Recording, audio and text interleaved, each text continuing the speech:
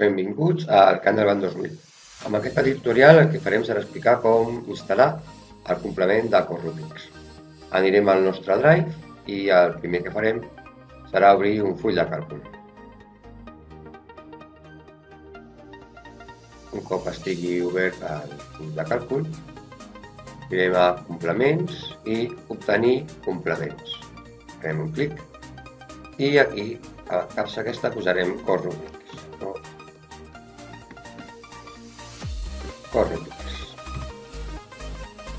Aquí poden sortir dos tipus de Corrubix. En principi a mi només em surt un, així que anirem a gratis per instal·lar-lo.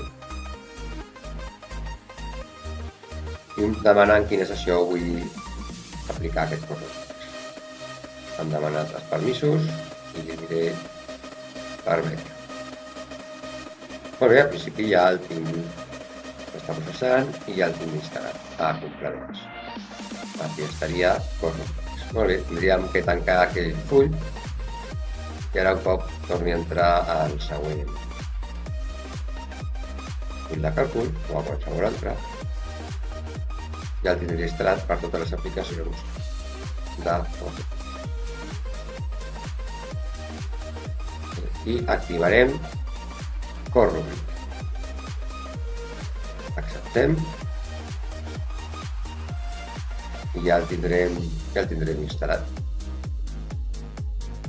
Podríem crear la primera plantilla de Corrubix. Clicaríem aquí i direm que sí.